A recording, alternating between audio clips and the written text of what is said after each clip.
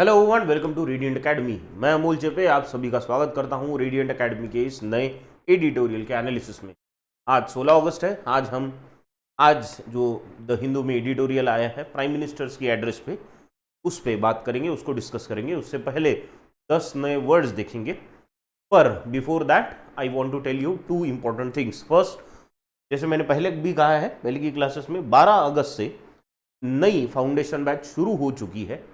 ये बैच सुबह 10 से 12 के समय में है। तो this is a new batch that has already started. जिनको बेसिक लेवल से इंग्लिश, क्वांट, रीजनिंग और करंट अफेयर्स की तैयारी करनी है, उनके लिए ये बैच है। एक नई बैच ऑफलाइन मोड में बैंकिंग एडवांस कोर्स की शाम में शुरू हो रही है। 6 से 8 ये समय रहेगा उसका। और ये बैच उन बच्चों के लिए है जिनका फाउंडेशन कोर्स हो चुका है और जिनको अभी एग्जाम की लेवल में तैयारी करनी है। तो it is for those people who are starting their preparation but they want to start at a higher level. So these two are the new batches for you people. चलो, तो let us now start with the actual class. तो first word we have today is hegemony. पहला word कौन सा है आज का? हेगेमनी है। ठीक है, चलो देखेंगे हेगेमनी का मतलब क्या होता है।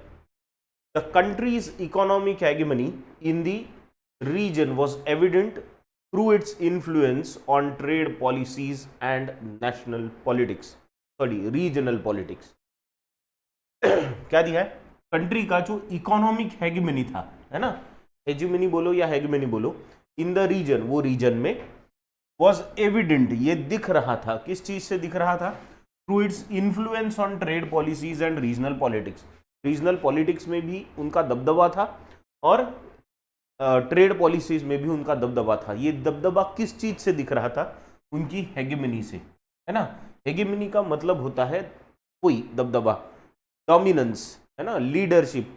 ये जो होता है दिस इज कॉल्ड हेगेमनी, यानी किसी फील्ड में आपका इतना इन्फ्लुएंस होना कि बाकी सब लोग आपका सुने।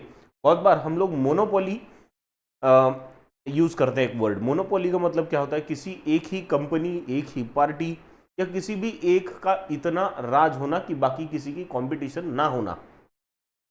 ऑलमोस्ट उसी टाइप का ये वर्ड है हेगेमनी, जिसमें किसी एक का दबदबा इतना होता है कि बाकी सब लोग सिर्फ उसी की सुनते हैं। तो हेगेमनी का मतलब क्या हो गया फिर? लीडरशिप और dominance, especially of one country और a social group over others. किसी एक कंट्री का या किसी सोशल ग्रुप का इन्फ्लुएंस ज़्यादा होना किसी रीजन में, किसी एरिया में, उसे कहेंगे हम हेगेमनी। ठीक है, सिनोनिम क्या होंगे इसके? जैसे हमने पहले देखा, डोमिनेंस, सुप्रीमेसी या control.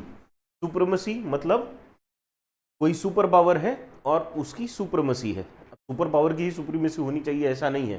For example, south east Asia में India is a bigger player than other countries, है ना। भले ही वो सुपर पावर नहीं है, लेकिन फिर भी साउथ ईस्ट एशिया में इंडिया की एक हेगेमनी है। ट्रेड पॉलिसीज को इंडिया डिफाइन करता है इस तरह से। एंटोनिम क्या होगा? किसी का सबऑर्डिनेट होना, है ना, सेकेंडरी होना। आप प्राइमरी नहीं हो, आप इंपॉर्टेंट नहीं हो, आप सबऑर्डिनेट हो। या पावरलेसनेस या वीकनेस। ठीक है, तो ये जो हो गए सबऑर्डिनेशन, पावरलेसनेस या weakness, these are antonyms. Clear? Hegemony समझ में आ गया? हेगेमनी का मतलब होता है डोमिनेंस। चलो नेक्स्ट वर्ड भी जाएंगे। Next word we have is precarious. Precarious, precarious का मतलब होता है बहुत बुरी कंडीशन, है ना, ऐसी situation which is not very good, very bad. कल हमने एक वर्ड ऐसा ही देखा था, एग्रीगियस। एग्रीगियस का मतलब होता है शॉकिंगली बैड, बहुत ही बुरा। वैसा ही प्रिकैरियस सिचुएशन होता है, बहुत ही बुरी सिचुएशन। ठीक है, चलो let us read the sentence. The researcher was in a precarious position. Researcher कैसी पोजीशन में था? प्रिकैरियस पोजीशन में था, यानी बहुत बुरी। Balancing on the edge of a cliff while taking samples of a study. अपनी स्टडी के लिए सैंपल्स लेने के लिए एक क्लिफ मतलब पहाड़, दरिया, उसके एज पे खड़ा था, है ना, ऑफ हर स्टडी, उसके एज पे खड़ी थी। तो कोई पहाड़ है, उसके एज पे खड़ी होके वो सैंपल्स लेने पड़ रहे थे। ऐसे भयंकर सिचुएशन में वो थी कि थोड़ा सा इधर उधर हो जाता था तो वो डेथ भी हो सकती थी, है ना, मुश्किल हो जाती थी उसके लिए। तो क्या बोलेंगे, प्रिकैरियस मतलब a situation which is very, ऐसी सिचुएशन जो बहुत ही बुरी है, राइट।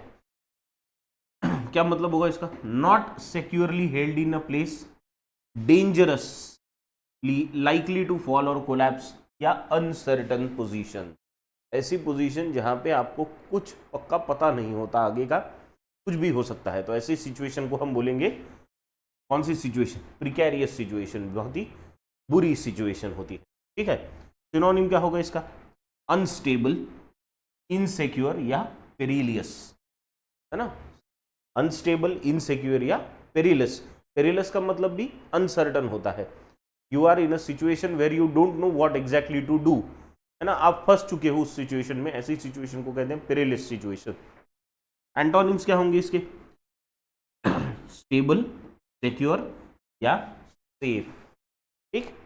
चलो चले नेक्स्ट वर्ड पे, समझ गया, प्रिकैरियस, प्रिकैरियस म्हणजे situation where you don't exactly know what to do, uncertain सी सिचुएशन होती है, बहुत बुरी कंडीशन होंगी, ठीक है। चले नेक्स्ट सिचुएशन पे, नेक्स्ट वर्ड पे, the next word we have is recapitulate, recapitulate, है ना।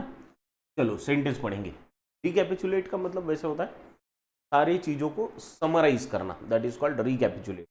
देखो सेंटेंस में पढ़ो, at the end of the lecture the professor recapitulated the key concepts to ensure everyone understood the material।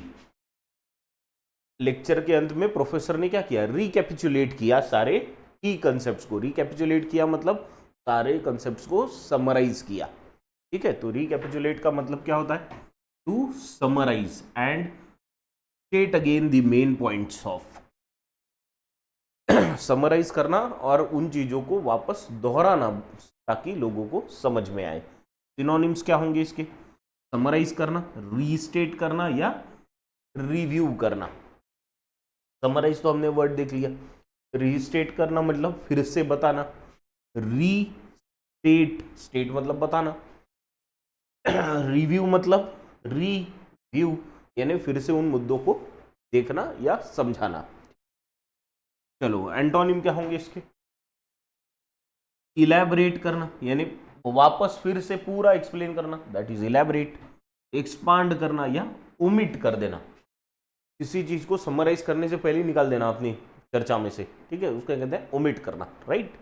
चलो समझ गया, recapitulate, recapitulate basically means to summarize something.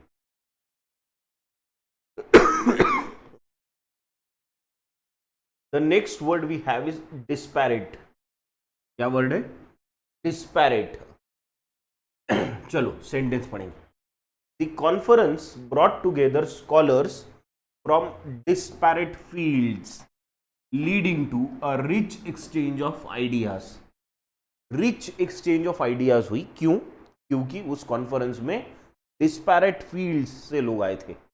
Disparate field से मतलब डाइवर्स फील्ड से, अलग अलग फील्ड से लोग आए थे। तो डिस्पैरेट का मतलब क्या होता है, अलग अलग या डाइवर्स फील्ड से। देखेंगे मतलब क्या होता है, फंडामेंटली डिफरेंट और डिस्टिंक्ट इन क्वालिटी और काइंड। डिफरेंट बेसिकली यहीं से समझ लो, फंडामेंटली डिफरेंट या डिस्टिंक्ट इन क्वालिटी, जिसकी क्वालिटी डिस्टिंक्ट हो, हर एक की अलग अलग अपनी अपनी क्वालिटी। अब अपनी अपनी क्वालिटी अलग अलग होगी तो वो लोग अलग अलग होंगे। और काइंड, सिनोनिम्स क्या होंगे इसके, डाइवर्स, जो अभी मैं कह रहा था, डाइवर्स फील्ड्स या डिफरेंट फील्ड्स या कंट्रास्टिंग फील्ड्स, जो सेम नहीं है, दैट इज कंट्रास्टिंग। एंटोनिम क्या होगा इसका,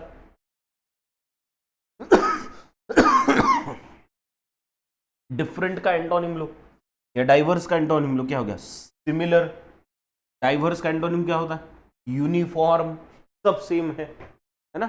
आप जब स्कूल में सिविल ड्रेस पहन के जाना होता था तो हम लोग ऐसे भी कपड़े पहन के जाते थे, तो there were diverse colours in the school, और नहीं तो फिर हम रोज कैसे जाते थे, यूनिफॉर्म में जाते थे, राइट।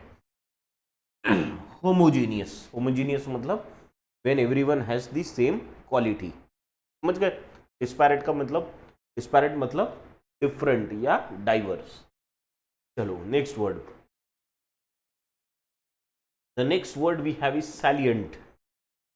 सैलिएंट, अब ये वर्ड जो है हमने स्कूल में बहुत बार पढ़ा है, बहुत बार। क्वेश्चन तो हमेशा आता था, describe the salient features of something something, कुछ तो भी दे दिया और उसके सैलिएंट फीचर्स बताओ। सैलिएंट फीचर्स का मतलब क्या होता है? इंपॉर्टेंट पॉइंट्स, इंपॉर्टेंट कंसेप्ट्स, ठीक है, या फीचर्स, सिग्निफिकेंट फीचर्स बताओ किसी चीज के, ऐसे फीचर्स की जिन पे ध्यान जाए, नोटिस करो, ऐसे फीचर्स को बोलेंगे हम सैलिएंट। सेंटेंस क्या होगा? The report highlighted the salient points of the study. Report ने क्या किया? हाईलाइट किया। क्या हाईलाइट किया? Salient points of the study, making it easier for the committee to grasp the main findings. So what did the committee do? Sorry, what did the report do?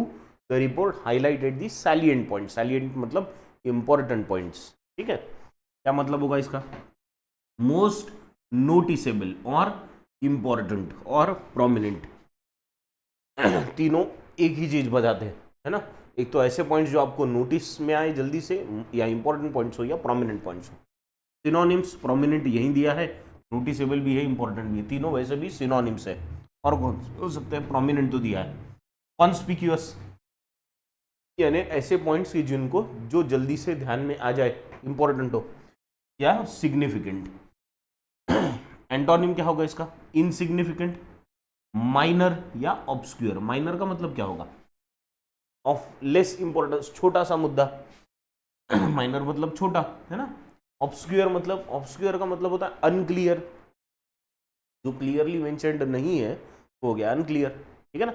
ऑब्सक्यूर धुंधला सा। तो salient का मतलब क्या होता है? Something which is important, significant या noticeable.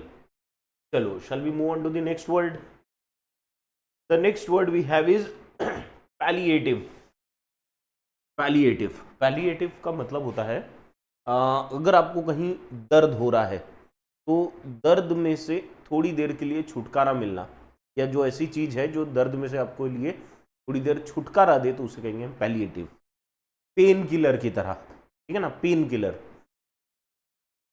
वो पेन किलर चाय वगैरह ना होती है ना, वो चाय से कोई पेन तो किल होता नहीं, बस नाम ही है, फिर भी पेन किलर थोड़ी देर के लिए पेन को किल कर दे, दैट इज पैलिएटिव। क्या है sentence? The medication was palliative. Medication palliative था। पैलिएटिव था मतलब क्या? वो मेडिकेशन आपको थोड़ी देर के लिए दर्द से मुक्ति दे सकता था।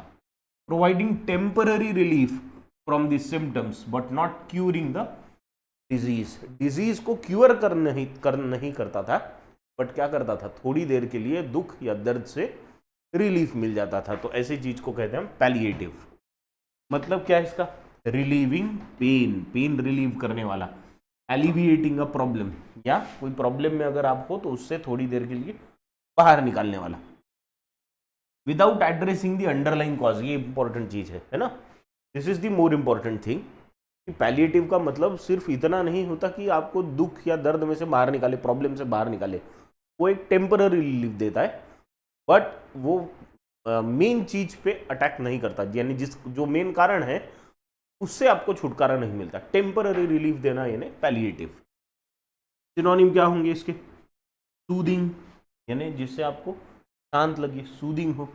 मिटिगेटिंग यानी प्रॉब्लम से का टेम्पररी एक सोल्यूशन निकले, या रिलीविंग, रिलीव करना पेन से।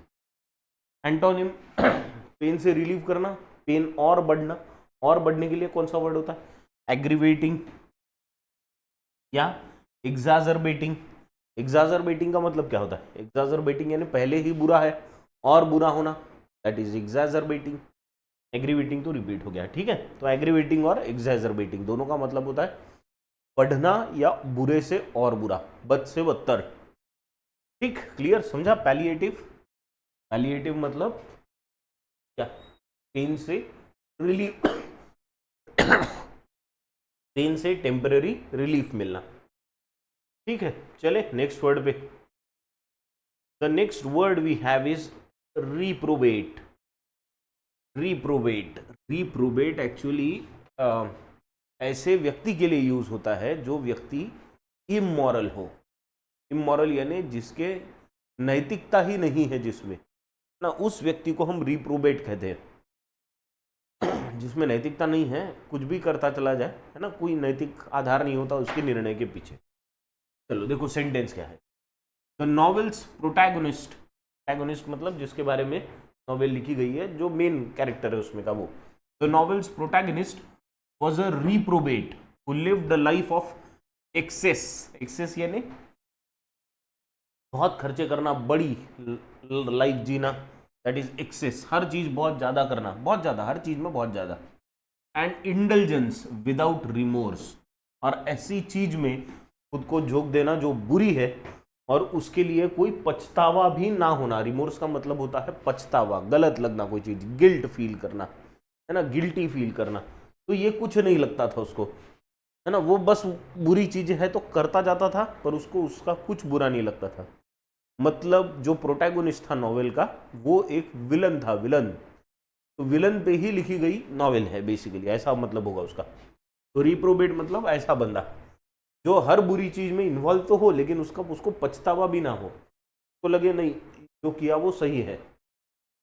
क्या होगा मतलब इसका? एन अनप्रिंसिपल्ड पर्सन, ऐसा पर्सन जिसमें प्रिंसिपल्स की कमी है ना। ऑफन यूज्ड ह्यूमरसली और आयरनिकली, मॉरली डिप्रेव्ड, जिसमें नैतिकता नहीं है उसे कहेंगे हम मॉरली डिप्रेव्ड। डिप्रेव का मतलब कमी, मॉरल का मतलब नैतिकता, जिसमें नैतिकता की कमी हो वो मॉरली डिप्रेव्ड हो गया।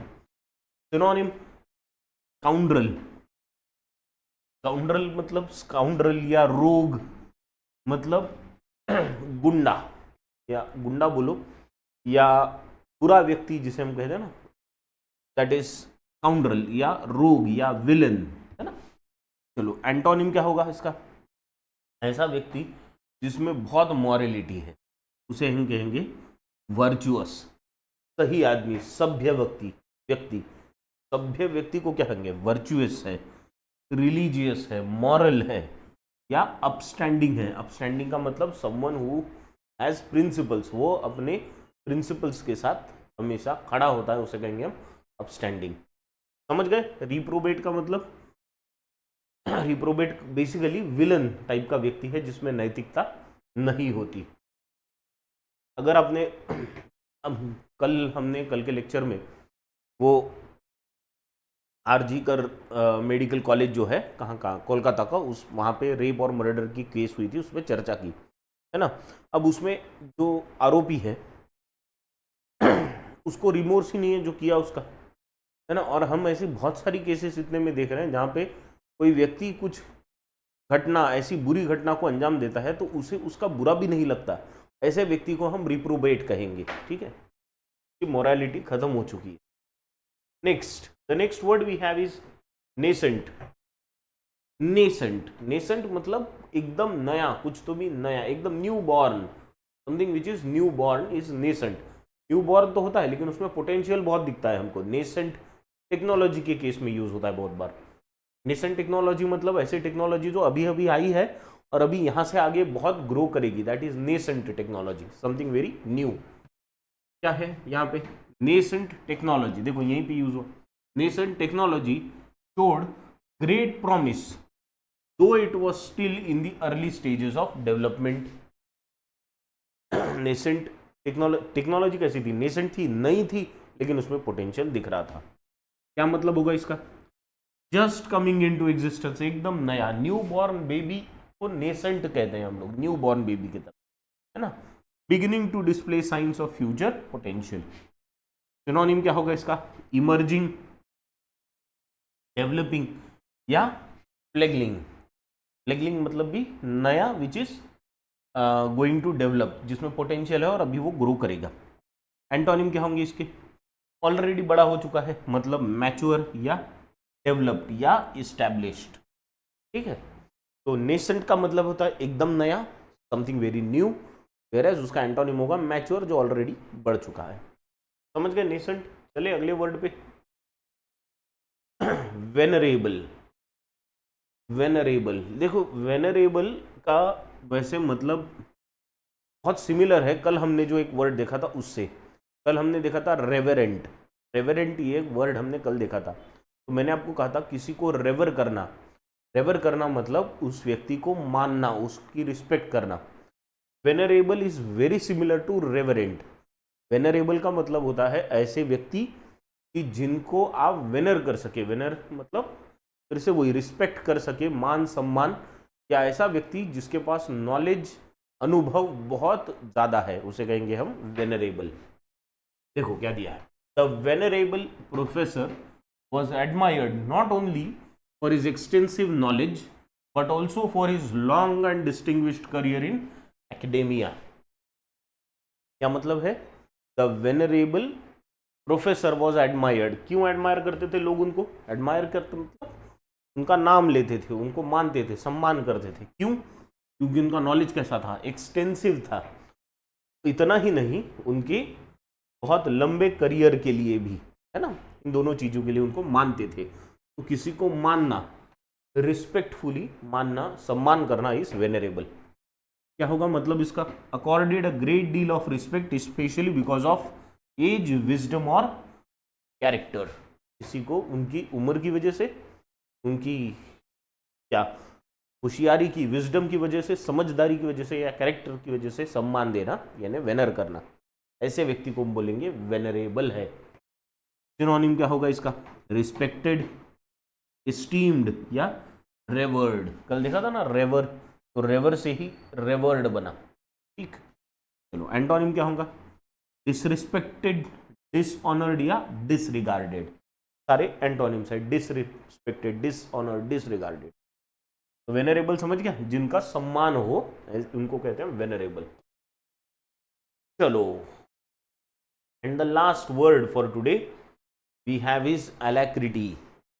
अलैक्रिटी, अलैक्रिटी का मतलब होता है बहुत बहुत उत्साह से, उमंग से, या ईगरनेस, बेसिकली बहुत अच्छा वर्ड है, जिस आप किसी चीज के लिए वेट कर रहे हो, बहुत ईगरली वेट कर रहे हो, है ना।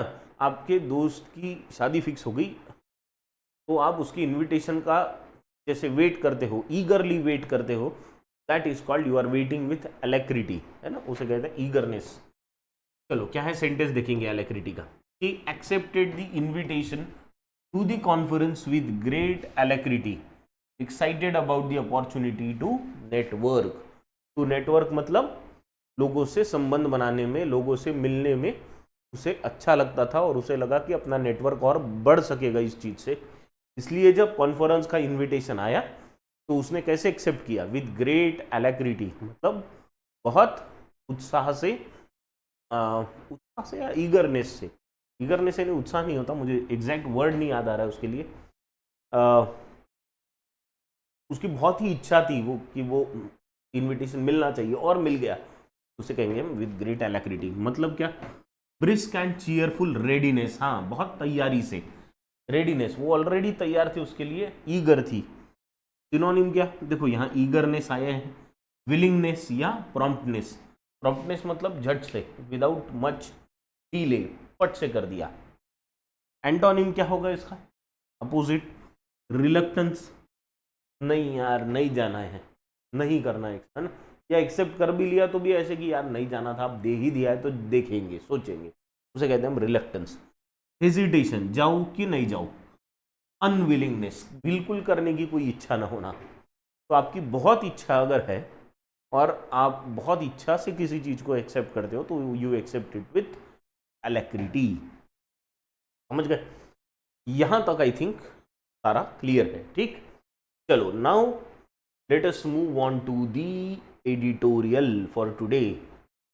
आज का जो एडिटोरियल है वो है, प्रधानमंत्री ने कल 15 अगस्त के दिन जो लाल किले से भाषण दिया था, उसके जो नोट्स है, फ्रीडम नोट्स, उस पे ये एडिटोरियल है आज का। आप इसे पहले पढ़ो, फिर वी विल डिस्कस इट, ठीक है, गो थ्रू इट।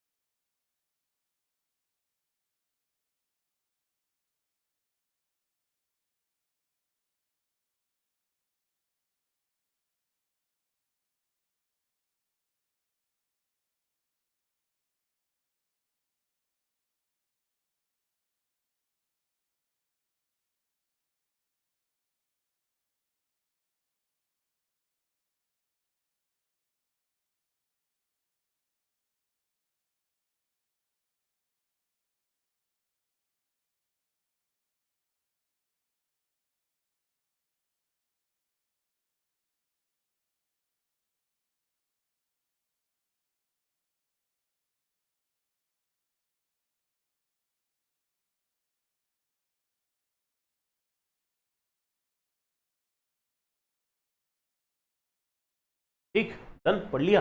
चलो हाँ, क्या दिया है, फ्रीडम नोट्स, है ना, freedom notes on the independence day speech and beyond. Independence day का जो स्पीच है प्रधानमंत्री का, उस पर और आगे की और चीजों। Prime minister Narendra Modi first independence day speech in his third term in office, है ना, पहला स्पीच था तीसरे टर्म का, 2014, 2019 और 2024 में जो इलेक्शन हुए उसके बाद का पहला है। The 11th since 2014 sought to signal continuity and authority। क्या बोला है, कंटिन्यूटी और ऑथोरिटी का एक सिग्नल उसमें से मिल रहा था, particularly in the context of the fact that he is now leading a coalition government. अभी वो एक गठबंधन वाली सरकार चला रहे हैं। 2014-2019 में पूर्ण बहुमत की सरकार चला रहे थे तो उसमें ऑथोरिटी ज़्यादा थी, पर ये बार कंटिन्यूटी भी बतानी है, वही ऑथोरिटी भी बतानी है, भले ही आप एक गठबंधन वाली सरकार में हो जहां पे टीडीपी, जेडीयू जैसी पार्टीज के समर्थन से सरकार बनी है। He called for a uniform civil code, terming it a secular measure, है ना, उन्होंने यूनिफॉर्म सिविल कोड का मुद्दा उठाया जिसे उन्होंने सेक्युलर सिविल कोड ऐसे बोला था। ठीक है, तो ऑथर भी क्या कह रहा है, he called for a uniform civil code terming it as secular measure, ये एक सेक्युलर मेजर है। Agnostic of religious faith, agnostic का मतलब होता है एग्नोस्टिक के वैसे दो मतलब हो सकते हैं, एक तो होता है किसी चीज पे डाउट करना, अलग अलग रिलीजन से उस पर डाउट करना, दूसरा ऐसा होता है कि किसी भी रिलीजन में बिलीव ही नहीं करना, यानी you do not believe that there is presence of God, इसे कहते हैं एग्नोस्टिक। तो यहाँ पे एग्नोस्टिक ऑफ रिलीजियस फेथ का मतलब क्या होता है कि किसी भी रिलीजियस फेथ को बिलीव ना करते हुए एक सिविल कोड सारे लोगों के लिए बनाना, है ना, या doubting religious faith. One nation one election and increased safety for women against the backdrop, backdrop का मतलब जो किस्सा हुआ उसका उसका उसका रेफरेंस लेते हुए, backdrop of the sexual assault and murder of an on duty doctor in Kolkata recently. कल की ही क्लास में हम 8 बजे के क्लास में ये देख रहे थे कि कोलकाता में एक ऑन ड्यूटी डॉक्टर का रेप और मर्डर हो जाता है। ये हम 8 बजे की क्लास में चर्चा कर रहे थे और उस समय प्रधानमंत्री का ये भाषण भी शुरू था जिसमें प्रधानमंत्री भी यही बता रहे थे कि safety of women is very important और ऐसी सारी चीज़ें नहीं होनी चाहिए। Mister Modi said that there were attempts to destabilize the economy of the country, echoing the BJP's view on recent report by US-based short seller Hindenburg Research that has accused the head of stock market regulator SEBI of conflict of interest। है ना, प्रधानमंत्री ने क्या कहा, प्रधानमंत्री ने कहा कि उनकी जो सरकार है उस सरकार को, या सरकार को ही नहीं, इस देश की इकोनॉमी को डिस्टेबलाइज करने का एक प्रयास भारत के बाहर से शुरू है। वो ऐसा क्यों कहा उन्होंने, क्योंकि उनका कहना था, तो यहाँ पे ऑथर जो कह रहे हैं कि ऐसा क्यों कहा, क्योंकि वो बीजेपी के व्यू को आगे बढ़ा रहे थे। अब जिस पार्टी से आए हैं उनके ही व्यू को आगे बढ़ाएंगे, बराबर है। तो उनका ये कहना है कि ये ऐसा आरोप इसलिए लगाया उन्होंने क्योंकि उनका कहना, ये जो हिंडनबर्ग रिसर्च ने जो भारत में स्टॉक मार्केट का रेगुलेटर है सेबी के जो चीफ है माधुरी पुरी बुच, उन पे एक आरोप लगाया कि उन्होंने कॉन्फ्लिक्ट ऑफ इंटरेस्ट में काम किया है। तो इस आरोप की वजह से प्रधानमंत्री ने ऐसा बोला कि जो बाहर की कंट्रीज है वहां से इंडियन इकोनॉमी को डिस्टेबलाइज करने का प्रयास शुरू है। समझ गया दोनों का रिलेशन, ठीक।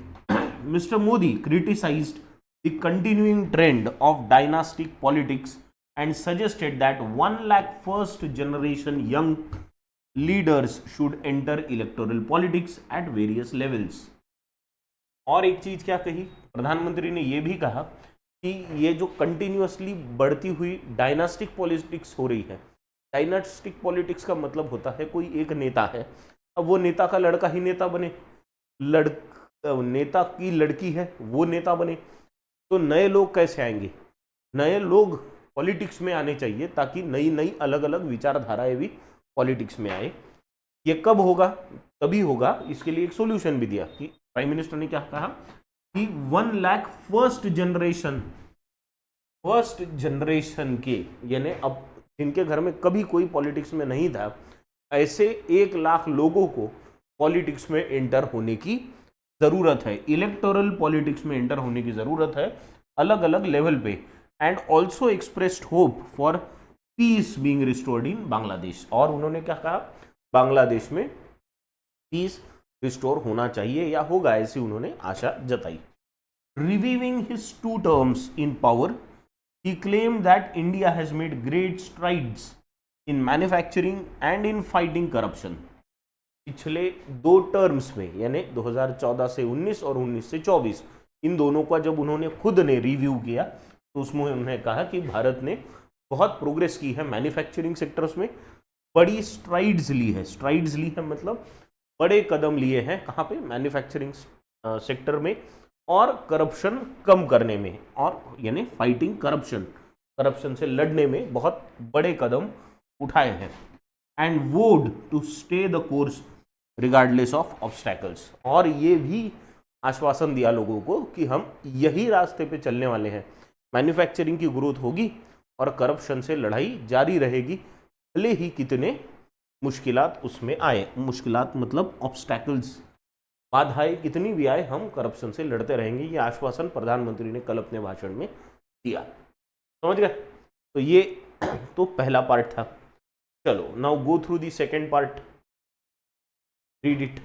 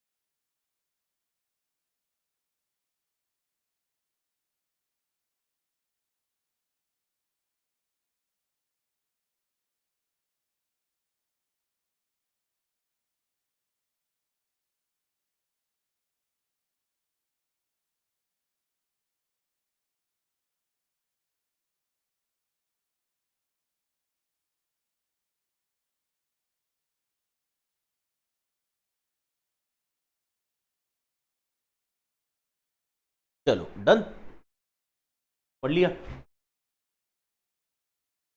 क्या दिया है अभी पार्ट में? The desirability of uniform civil code और मोर यंगस्टर्स इन पॉलिटिक्स और fighting corruption is not in question. क्या कह रहे हैं ऑथर? ये यूनिफॉर्म सिविल कोड चाहिए या यंगस्टर्स ने पॉलिटिक्स में आना चाहिए या करप्शन से फाइट करना चाहिए, ये कोई इस पे सवाल नहीं उठा रहा है कोई, ऐसे ऑथर कह रहे हैं, या ये चीजें इंपॉर्टेंट नहीं है। But unfortunately all these remain contentious issues largely due to government's partisan approach. ये सारी चीजें कंटेंशियस है। कंटेंशियस है मतलब डाउटफुल है कि ये सारी चीजें सरकार करेगी, क्योंकि सरकार का अप्रोच पार्टीशन भरा है। पार्टीशन भरा मतलब भेदभाव भरा। This is what the author feels. Author की एक अपनी नज़र है, एक अपना व्यू पॉइंट है, वो उसके बाहर नहीं सोच सकते। उनका ये कहना है कि सरकार सिर्फ भेदभाव भरे निर्णय लेती है और इसलिए यूनिफॉर्म सिविल कोड लाना, यंगस्टर्स को पॉलिटिक्स में लाना, करप्शन से फाइट करना, इन पे सवाल नहीं, ये सवालों के घेरे में आ सकते हैं। ठीक है। Next, that leader of opposition Rahul Gandhi was seated in the back row of the audience at Red Fort, where Mr. Modi delivered his customary address, is instructive. तो उनका यह भी कहना है कि leader of opposition Rahul Gandhi, इनको back रो में बिठाया गया था, और बैक रो में जब बिठाया गया तो वो बैक रो में बैठे हुए थे और यहाँ से प्रधानमंत्री का कस्टमरी यानी रेगुलर वाला जो उनका प्रधानमंत्री होने के बाद का जो एड्रेस होता है वो चल रहा था। इससे भी एक चीज दिखाने की कोशिश की जा रही थी कि इंस्ट्रक्टिव का मतलब क्या होता है, इससे एक चीज दिखाने की कोशिश की जा रही थी। अब वो कोशिश क्या दिखाने की कोशिश की जा रही थी ये लोग समझ सकते हैं। This is what the author says, है ना। यानी ये यूनिफॉर्म सिविल कोड, यंगस्टर्स ने पॉलिटिक्स में एंट्री या करप्शन से फाइट करना, they are less important, but leader of opposition को सेकंड रो में बिठाना is more important according to the author. The government's explanation for this breach of precedent. देखो इस पे अब 5-6 लाइन तो लिख देंगे सर, ये चीजें कम इंपॉर्टेंट थी इसलिए। The government's explanation for this breach of president. Breach of president का मतलब होता है कोई कन्वेंशन है वो चलते आ रहा है, उससे उसे तोड़ना और एक नया कन्वेंशन सेट करना, बराबर है। एक नई पद्धति, एक नई प्रथा को शुरू करना, यानी चलती आ रही प्रथा को बंद करके एक नई प्रथा शुरू करना, इसे कहते हैं ब्रीच ऑफ प्रेसिडेंट। चलती आ रही प्रथा को रोकना। ब्रीच का मतलब है तोड़ना, रोकना। प्रेसिडेंट का मतलब होता है प्रथा, convention. That the seats in the front rows were given to members of this year's Olympic team is hardly a reasonable one. और सरकार ने इसके पीछे कारण ये दिया था कि सरकार का कहना था कि ओलंपिक में जो इंडियंस ने पार्टिसिपेट किया था, हमारे प्लेयर्स ने, उनको हमने फ्रंट रो की सीट्स दी है, इसलिए बाकी लोग कहाँ बैठेंगे, पीछे। The government needs to be less unilateral and more consultative if it is truly committed to advancing a unified national agenda in 78 years of India. तो इस पे सॉल्यूशन भी दे रहे हैं। ये क्या कह रहे हैं कि सरकार ने ज़्यादा यूनिलैटरल होने की बजाय कंसल्टेटिव होनी चाहिए। यूनिलैटरल मतलब एक ही साइड से निर्णय लेने की बजाय सबसे पूछ के, सबको जान के, सबको साथ में लेके निर्णय लेने चाहिए।